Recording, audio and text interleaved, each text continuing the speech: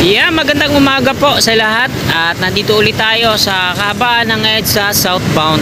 Ito po yung i-update natin sa inyo, yung concourse dito sa SM North EDSA, tapos yung bus station na ginagawa. So kompleto na po mga kasikap ito. Pakita ko, meron ng signage, SM North EDSA po ito, at meron na rin mga rib type na bubong. Ayan, hanggang dun yun sa unahan. Tapos yung platform okay na, meron na ring mga steel fence na nandiyan dyan, no? Tapos yung hagdan pababa, ayan, may mga tubular na, tapos ininstallan na rin paunti-unti ng bubong. Finishing na yung wall sa gilid. Ayan, merong handrail na bakal nakapatong sa wall. Tapos yung ano dun sa unahan, ayan, yung escalator, ayan, nilagyan na rin ng mga tubular para sa bubong. Tapos yung concourse, ayan, yung wall niya puro glass, tapos okay na rin. So wala pa akong nakikitang mga workers ngayon dahil sobrang aga pa, alas 7 pa lang po ng umaga ngayon mga kasikap. Araw po ng Miyerkules, ika-22 ng Enero taong 2025. So ayan, nakuna na po natin dito ng update. Ay dadako naman tayo dito sa West Avenue para sa MRT7 Elevated Turnback Guideway. Pag nag-update po tayo dito, talagang matadaanan muna natin to, ikutan natin dito sa West Avenue para syempre pakita ko din naman sa inyo kung ano na yung kaganapan ngayon doon.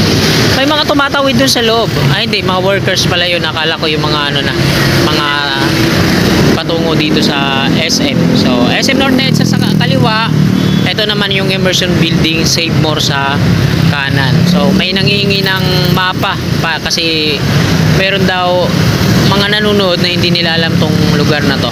So kahit hindi na natin lagyan ng mapa kasi sisikip lalo yung screen natin, ito po ay sa SM North EDSA. So pag tinype nyo sa Google SM North EDSA, lalabas na kaagad yan kahit hindi na natin lagyan ng mapa. So ayan mga kasikap, dadako na tayo doon. So tara, let's go!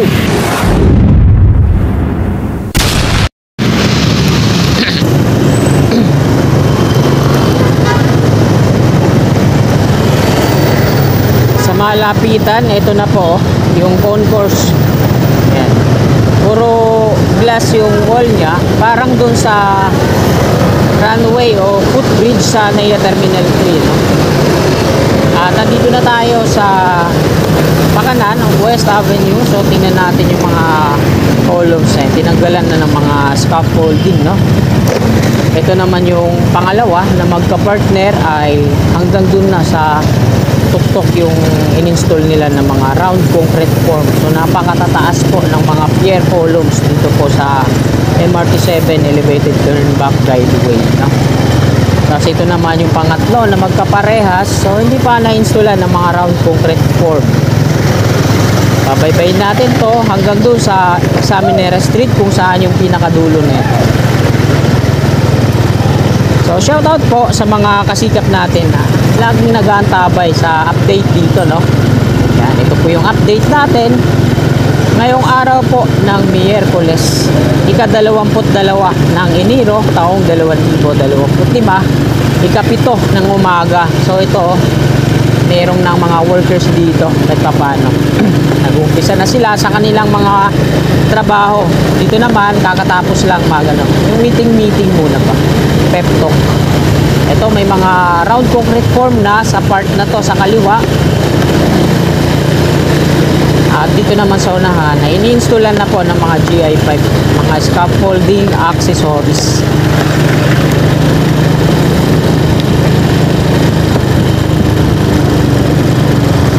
So shoutout po sa mga kasikap natin dyan sa ibang bansa, mga OFW, immigrants. Ayan, shoutout po sa inyo. Magandang umaga po mga kababayan. Sa mga kasikap din naman natin na patungo na rin sa kanilang mga pinagtatrabahuan, no? Nakasakay ngayon sa mga pampublikong transportasyon. Ayan, yung jeepney natin, yan, sa mga bus, MRT, LRT. Shoutout po sa inyong lahat. Ayan. Hingga na tayo doon. Biglang hinto.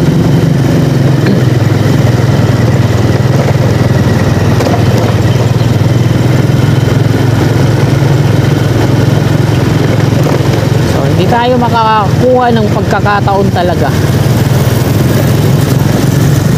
Gusto ko talaga paliparan to dito ng drone mula dun sa may SM North EDSA, sa may concourse patungo dito sa dulo nito, sa Miner. So lagi tayong naghahabol ng oras. Kuha talaga tayo ng baka sa sa linggo, ayan, mapaliparan natin to dito. Kasi dito sa harapan ng ABS-CBN magsa-sideline si Kasikap. Maglilinis kami ng bubong. Sayang din yung pagkakataon na yun, magkakapirahan din yun. Half day lang naman, so yung hapon nun magpapalipad tayo dito ng drone.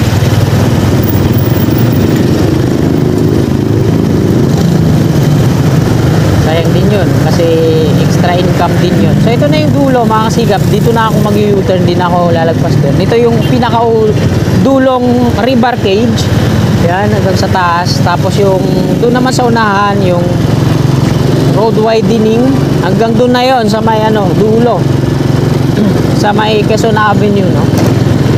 At kahaba po ito ng West Avenue. So nagtatanong na may kasikap tayo nagsabi na West Avenue daw to kasi binanggit ko yung Quezon Avenue. So yung dulo lang naman na itong road widening yung abot na hanggang Quezon Avenue. So may isa pa dito mga kasikap, ayan, Trevi pa rin yung gumagawa dyan. Ginadjachammer nila yung loob ng sa may steel casing. So dalawa pa yata to dito na ginagawa pa ng Trevi kung di ako nagkakamali.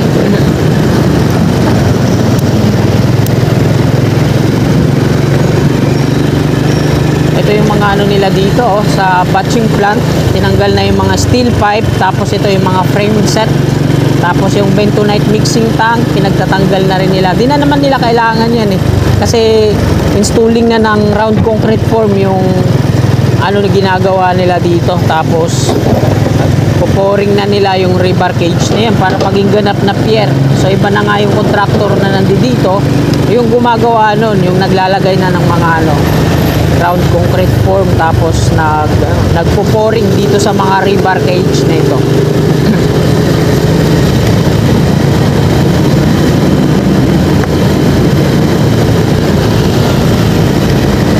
Yung road widening naman mula dun sa Examiner patungong Quezon Avenue, ayan yung gumagawa naman ay yung PJ Cruz.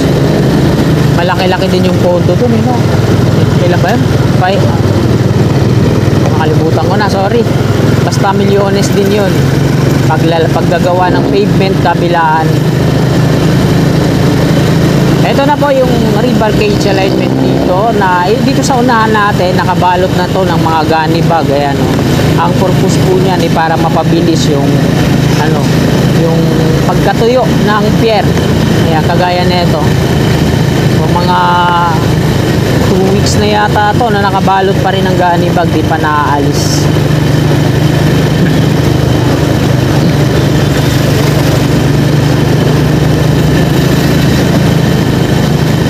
Ayan.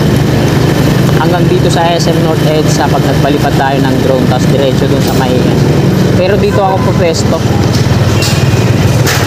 Dito yung mga workers, andito yung mga equipment nila kagaya ng mobile crane, crawler crane, at syempre yung gamit nila dito sa mga lifting.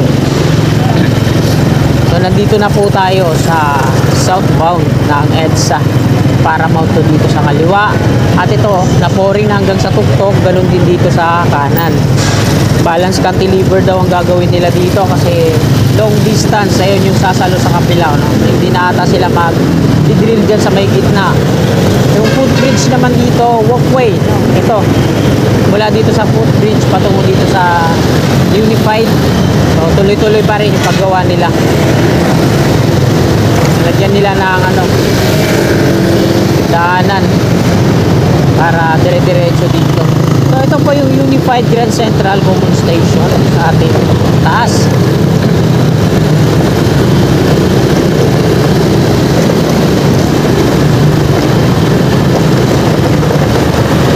At ayan naman yung MRT3 Avenue. Ayan. At ayan, yung mabigat na traffic. Hanggang doon na yun sa Tolan. Rush hour po ngayon. Kita din naman natin yung pila dyan sa MRT3. Kasi mas maganda talaga ang MRT3 sakyan. Lalo na pagalong EDSA ka lang.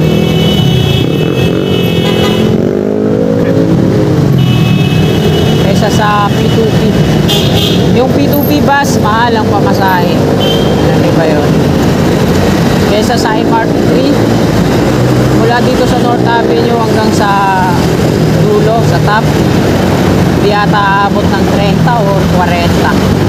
35 ata yung pinaka dulo, no? Pero kung sasakay ka sa P2P bus, malamang aabot ng 50 to ano, ang mahal. 50 to 60 ata pamasahe sa P2P. Masyado silang napakamahal. Tapos ang tagal pa, mabagal, kakahinto, parang ano din. MRT na lang kayo. Along EDSA din naman ang biyahe. Dito na tayo mag-end ng ating vlog sa may pagbaba natin sa Quezon Avenue flyover.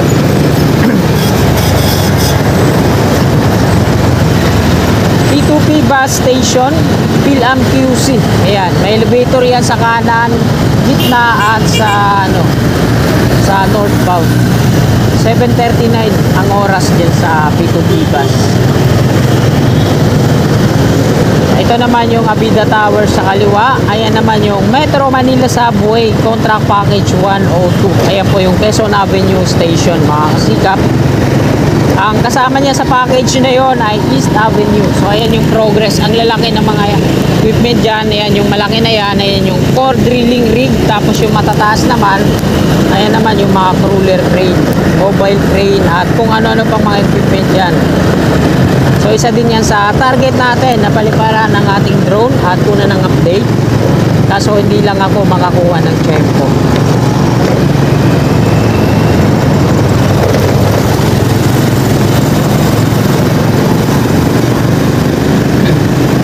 So nandito naman tayo sa MRT3 Quezon Avenue Station. Tapos yung P2P niya sa baba lang, pero meron nang nakabukod na footbridge para di na kayo aakyat sa MRT3 para sumakay at magtungo dyan sa P2P bus. Meron na siyang footbridge, eh, no? Wala nga lang elevator.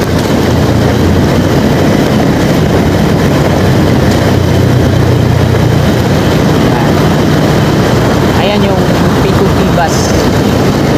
Tinanggal yung mga barrier. Ito yung tawiran. At ayan mga kasikap, hanggang dito na lang po itong video na to. Maraming salamat po sa patuloy nyo suporta kay Kasikap Channel. Bago nyo sana lisan itong video na to, makikiusap po ako, palike na lang po sa mga kasikap natin na naabot. Piling po sumuporta at mag-subscribe. Ayan, click lang natin yung subscribe din sa baba sa gawing kanan yung katabi. Bilon po natin para always updated po lagi tayo. Maraming salamat mga kasikap. God bless po sa ating lahat. You're my angel, angel baby, angel.